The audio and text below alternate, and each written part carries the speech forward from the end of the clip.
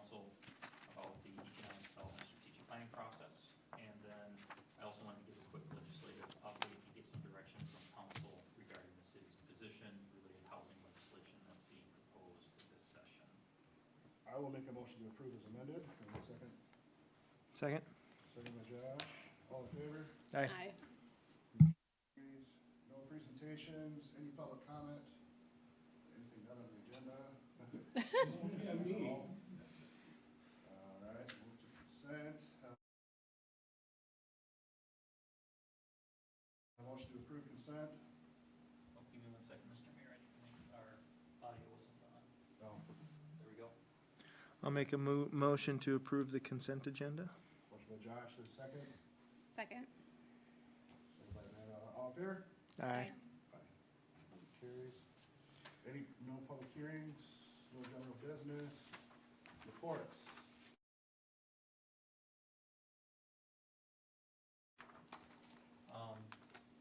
First item, I had sent an email to council as we're getting into the economic development strategic planning process. There's some suggested changes to the process that I would make to council. The first one, we'd originally talked about a process that would involve some larger, like, retreat days or meetings to go through the information. And as we're getting into it, and as I've talked with Bob Vogel about his experience and a couple of different efforts, we'd like to recommend that we actually move to a monthly meeting approach to the process. A number of reasons for it. One, it's more manageable from a workflow standpoint. Two, information retention from the EDA and any other participants, because in the smaller packages, that format also allows for more interaction, because we can take smaller bites out of the apple, so to speak, as we're going through. And it gives us greater flexibility to schedule resources if we're having speakers coming in, or if we need to move topics around. It gives us greater flexibility to do that, and it allows us to be more flexible in the process as we move forward. That would, however, require a commitment from the EDA to meet on a monthly basis. I have spoken with Bob, he's cool with it. It was in part his suggestion, and he would make himself available as needed, so it really would be a question for the remaining members, but I'd like to get some feedback on that. My thought is that we would use our second meeting in March for the work session. We just make it a joint meeting of the EDA and the council, so we technically are meeting our posting requirements. And then we would also use our regular EDA meeting in April, which is the second council meeting before the second council meeting of the month. And by that time, we would recommend that we would identify a regular meeting day and time that we would meet for them for the foreseeable future as we continue through the process. So that's point number one. The second point is, if we're going to be moving forward with that approach, the council should make a decision, or the EDA should provide some direction on whether or not we want to expand the group. So this wouldn't be like appointing additional members or amending the composition of the EDA, but it would be adding people essentially to the Strategic Planning Commission. So these would be task purpose individuals who would be participating in the strategic planning process for the purposes of that project. But we'd want to have those people on board, obviously, before that meeting in March on the 27th. If you wanted to be business oriented, an easy way to go about it would be to go to the chamber and say, hey, can you give us some names of people who would be interested from the chamber to fill it out. I would recommend limiting that expansion to only 2 or 3 additional individuals, just so you can manage the size of the group and have a manageable group for purposes of discussion. Since this strategic planning process is ultimately kind of a committee oriented approach, and at the end of the day, it'll have to come back to the EDA and council for any adoption, where you'll have actual voting. You don't have to worry about odd or even numbers on the group. Okay. So those are the 2 items I'd be looking for direction on. Suggestions? Who's the chair? Is it Josh? Yes. You didn't sound very confident in that. Well, I missed the meeting, so I thought it was But automatically going to be me. so yeah, I mean, you know, One of you is chair and one of you is vice chair. yeah. Yeah. So. I don't know what I was gonna say now. So Sorry. Do we want to pull from the chamber? Do we want to pull from, where do we want to pull from to get other ideas and people involved while keeping it small? I mean, I think it makes sense to have a chamber representative or two. Yeah, so Bob is already the chamber representative, but he's the lone local business voice representing the chamber. If you wanted more of that input, you could ask the chamber to basically help us identify additional individuals that would participate. I would suggest maybe one person from planning. Maybe. That makes sense. Well, and I'm torn, because part of some of this discussion too, and we represent the residents, but having unelected there's something, that voice too. I mean, and I get that's what we are, obviously, but is there, and maybe I'm overthinking it too much, but trying to give the opportunity for a non-elected resident to be another voice in the process. Like an appointment process? Or so, I mean, just, Interview process? Or Yeah. I don't know, I mean, but just to have somebody else, because that's where I feel like we get the pushback or get the flack of, well, we're not representing, those voices of the community. So is there like a public person? You could Yeah. have an at-large position. I'm just playing, not that I disagree, I'm No, just gonna I play mean, devil's advocate to because it. I don't know if it makes sense or not. So you can say, well, but you didn't have anybody from the public on there.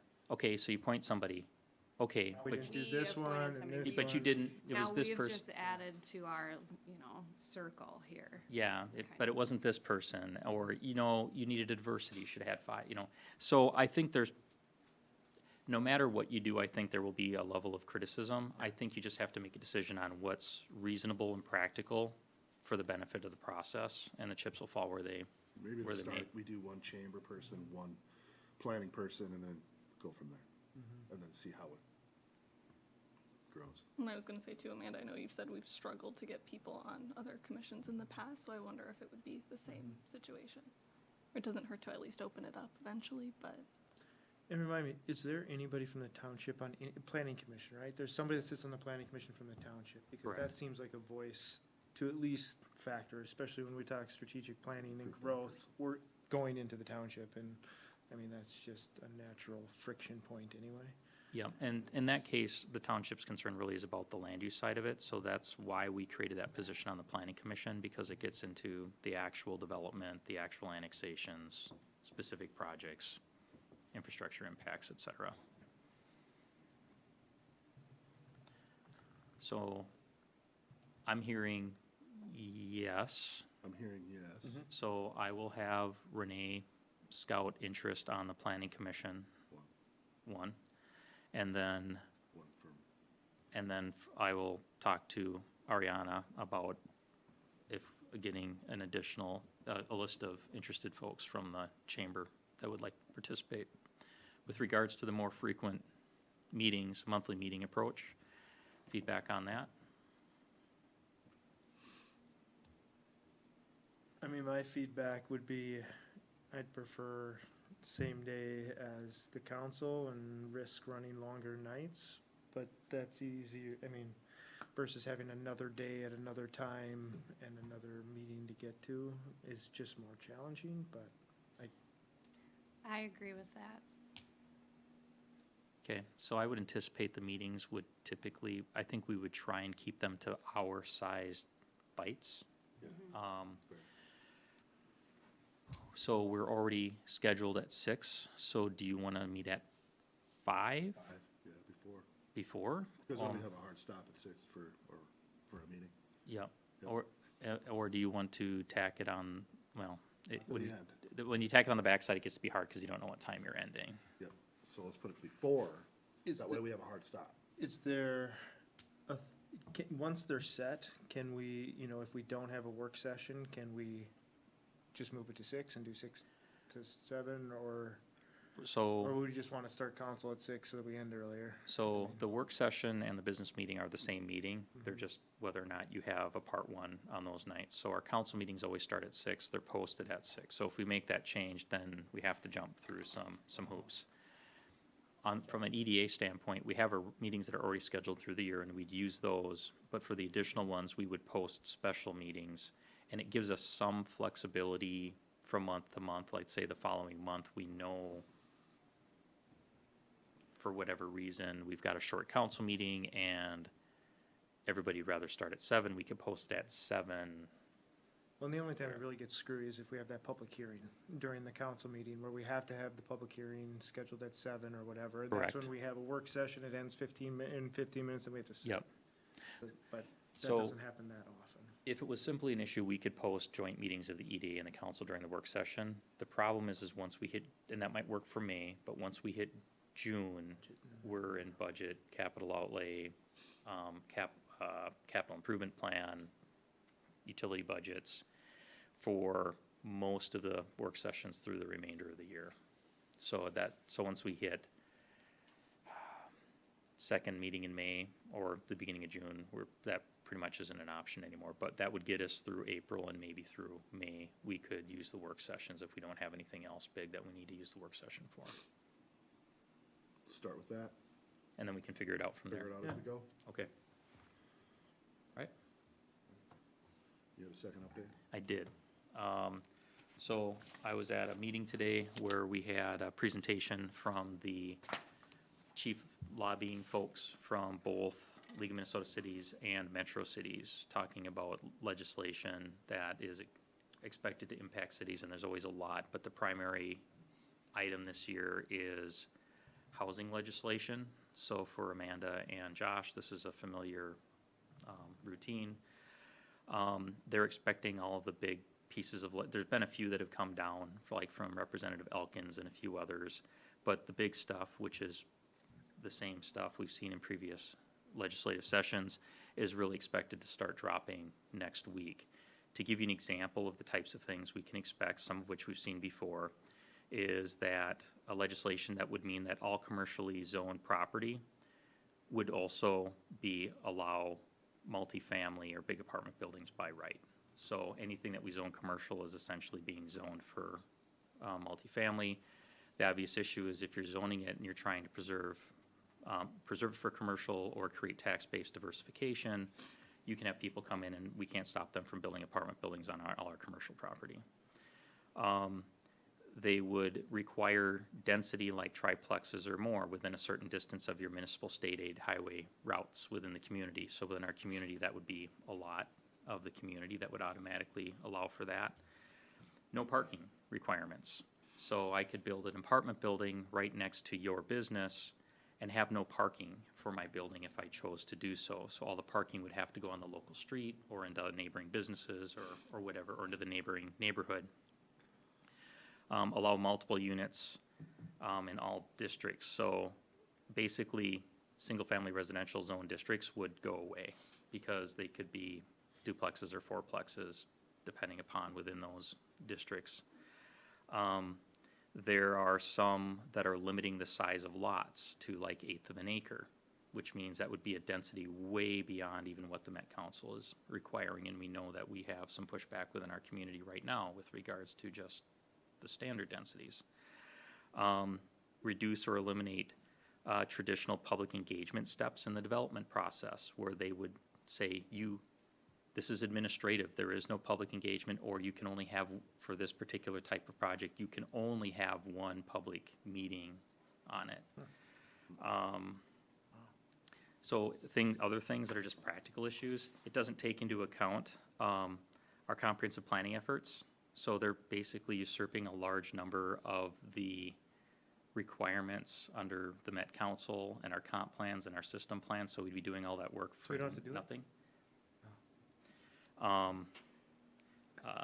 It doesn't take into account the efforts that we are already doing as a city to try and provide for more affordable housing, et cetera. And the list goes on, and there will be more things that pop up.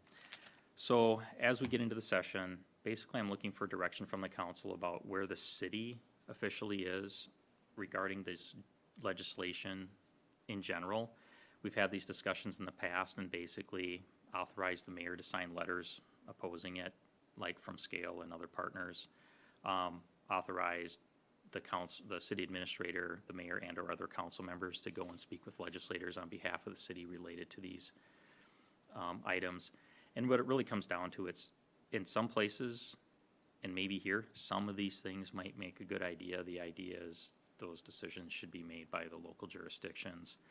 You can't zone at a state level because of the uniqueness of every community. There's a reason that why zoning is typically a local function. And what it is that everybody agrees there's a need to try and provide more and a wider variety of housing, but there are philosophical differences to get there, and some people believe the way to do that is to mandate one size fits all, and in some cases, very impractical methodologies, because they really don't understand how it works, speaking bluntly, from a state level. And one thing we have to keep in mind is this is a bipartisan effort. So this isn't one party or the other, one caucus. This is bipartisan. There are people on both sides of the aisle who favor this type of legislation. And if we are opposed to it and we don't express our opinion on it, sometimes this stuff actually gets passed. The other thing they pointed out is that the interests that are putting this forward are taking the flood the zone approach. So in the past, they would have this piece of legislation that does this and this piece of legislation. So what they're doing this time is we're putting the same language in this bill, in this bill, in this bill, in this bill, in this bill. So if this one fails for whatever reason, all we have to do is have one person make it past the line of defense and we score a touchdown. So this is probably an annual event because I don't think that these approaches are going to go away.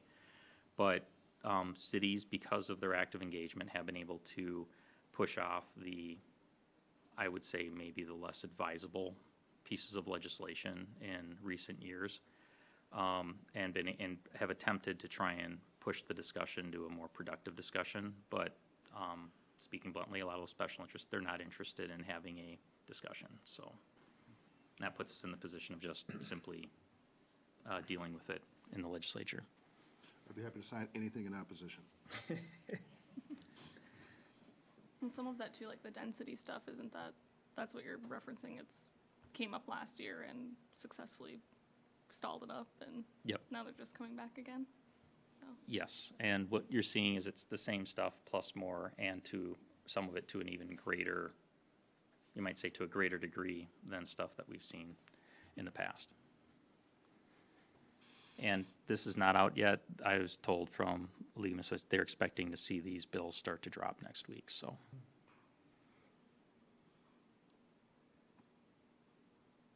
I will most likely be in the minority for most of these conversations. So, I mean, most of the stuff, absolutely. I think this just goes to show still that we as cities pull that local control card way too much, and it's becoming less and less effective, and we need to be at the table, because I would argue we're not at the table with solutions either, and all we do is push back against everything. And so, I mean, parking, I mean, who would be stupid enough to build an apartment without parking? I mean, you're not gonna get people to buy it. So some of the stuff is just whatever, but I fully support us opposing it from the philosophical standpoint, but we gotta be prepared to have solutions then too, instead of just pushing back like we always do. I would argue that we've taken a look at our infrastructure standards and reduced them to reduce the cost of housing. And I'm We not provide saying for us in Elko, Newmark, Yeah. I'm saying the majority of cities, especially the league and metro cities, they just flat out oppose everything, and that gets kinda old, so. That's true, but I think that's just a function of who they are. They're representing a broad coalition of cities. They could facilitate better conversations. Did they about share some- any proactive pieces of legislation that they're trying to push through? Did they share any of that? Like from our standpoint? Yeah. The position there is that it should be up to the cities to decide how they should meet those needs, that there shouldn't be legislation that dictates how cities meet those needs. So we have the tools, most cities have the tools right now to do all of this if they wanted to, or some variation. We've done a number of things. To Josh's point, I would agree that the initial response in the early years of this is like, this is just bad legislation. And what's happening is cities are getting smarter about saying, but this is the stuff we're already doing, because there is a lack of awareness by legislators.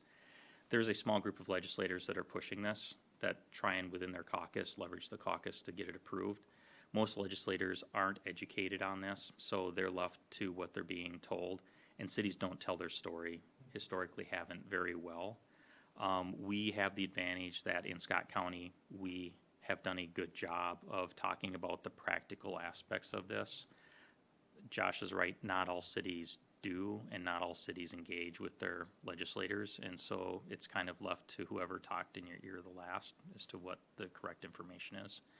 And so that's kind of what I'm asking is, do you want and are you directing and are you giving permission for me and or any of the members of the council, mayor, to basically take those actions to go have those conversations as needed, testify if tapped on the shoulder to do so?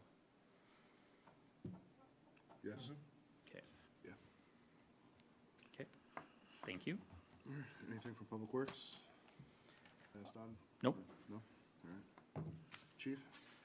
Just thank you for approving the investigator assignment. It's gonna Rich?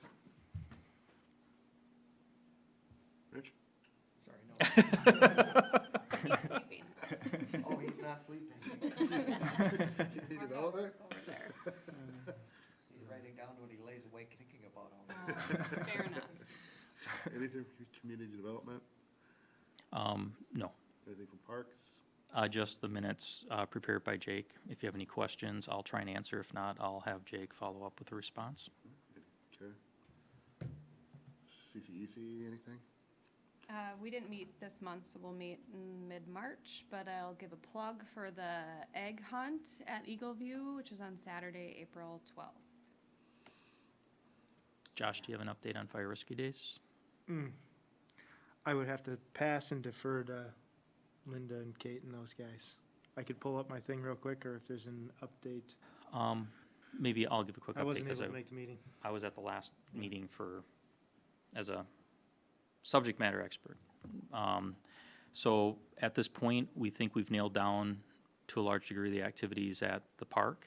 I think things are coming along really well this year with regards to getting everything scheduled. The question of whether or not ultimately Fire Rescue Days is going to move out of the house, so to speak, to either a local nonprofit or its own nonprofit, or whether it's going to stay in-house as a city event for coordination purposes. That question was deferred to the next meeting of the committee because they did not have a full committee there. However, the decision was made that this year it is still a city event for functional purposes. And I think the intent is to come to the council with a recommendation by this summer as to what we would be looking to do or recommend for future years.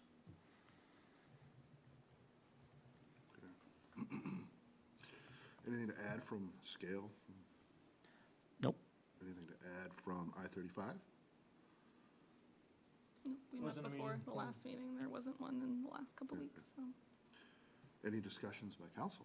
I guess the only thing I would add is Tom and Commissioner Beer were up at the Capitol, was that this week still, or was that last week? On Monday. Monday. Yep. It's a long week.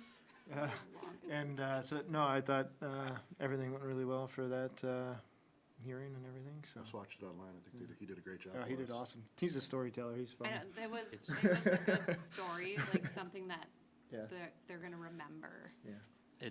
The key benefit of having the county commission chair do it is, one, it's not his district. And so it really emphasizes the partnership between the city and the county, because one of the questions we've historically gotten is, well, is the county on board with this? Is the county supportive of this? And that clearly is sending the message now that from our side of the table to the state and MnDOT that, no, everybody's on board on this side, everybody's committed to it. So I think that was huge to have Commissioner Beer up there, so. They did say you should have smiled for your photo though, Tom. I was smiling.